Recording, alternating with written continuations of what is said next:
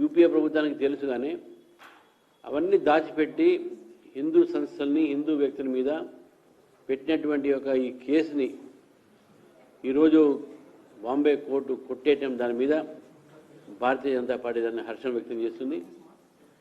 ఇప్పటికైనా సోనియా గాంధీ గారు, చిదంబరం గారు, దిగ్విజయ్ సింగ్ గారు ముగ్గురు కూడా దేశ ప్రజలకు, తర్వాత ఈ దేశంలో హిందువులకు వారు క్షమాపణ కోరాలి.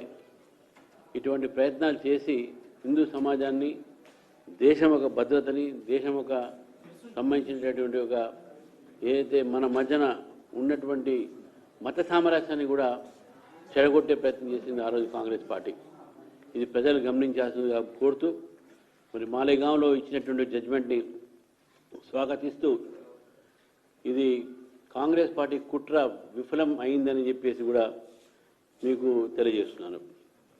రెండోది, సుప్రీంకోర్టు ఈరోజు మన దగ్గర కొంతమంది బీఆర్ఎస్ పార్టీ ఎమ్మెల్యేలు కాంగ్రెస్ పార్టీలో చేరి ఇంకా కాంగ్రెస్ పార్టీ ఇప్పుడు సభ్యులుగానే కొనసాగిస్తూ మళ్ళీ వేరే ఎలక్షన్లో పోటీ చేసి ఈ ప్రయత్నం చేసిన భాగంగా ఇక్కడ హైకోర్టు నుంచి సుప్రీంకోర్టు దాకా పోయినటువంటి ఈ యొక్క డిఫెక్షన్ కేసులో, పార్టీ ఫిరాయింపు కేసులో స్పీకర్కు 3 నెలల సుప్రీంకోర్టు ఇవ్వటం అనేది కూడా అది మంచి పరిణామం.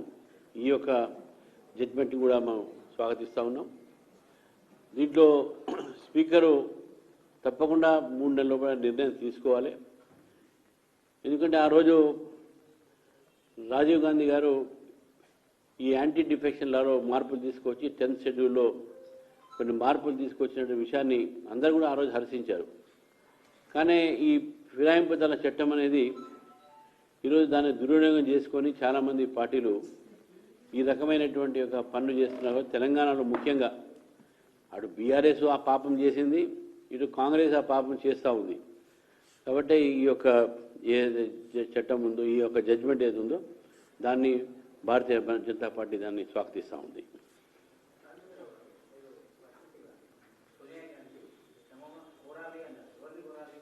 హిందూ క్షమాపణ చెప్పాలి, హిందూ సమాజాన్ని క్షమాపణ చెప్పాలి, కోరాలి కాదు. హిందూ సమాజానికి, హిందువులకు, దేశానికి, దేశ ప్రజలకు వారు క్షమాపణ చెప్పాలి.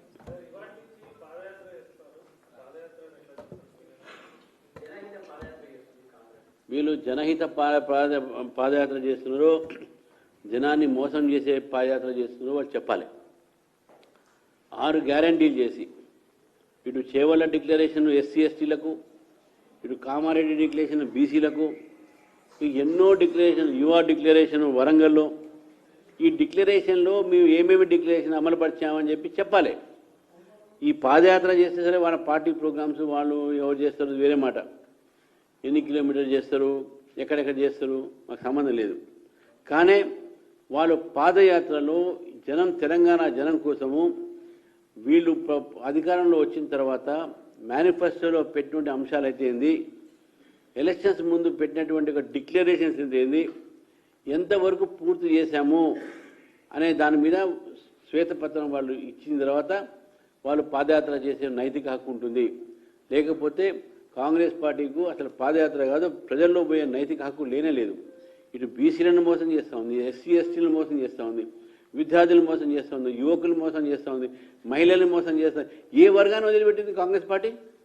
మళ్ళీ ఎందుకంటే ఈ జనహిత ప్రోగ్రాం మీకు ప్రజలకు మంచి చేస్తే జనహితం చేయాలి. మీరు జనహితం లేదు, జనకు అంతా మిథ్యం, అంతా మీరంతా అన్ని అబద్ధాలాడి అధికారంలో వచ్చిన తర్వాత ఈ పాదయాత్ర చేస్తే తెలంగాణ ప్రజలు నమ్మడం లేదు. మీరు వెంటనే ఈ జనహిత చేస్తారా, మీరు వైట్ పేపర్ ఇవి చేసామని చెప్పేసి చేయండి, అప్పుడు పాదయాత్ర చేయండి, అప్పుడు మీ నైతిక విలువ వస్తుంది, నైతిక ఒక హక్కు ఉంటుంది ఈ యొక్క పాదయాత్రలు చేయడానికి.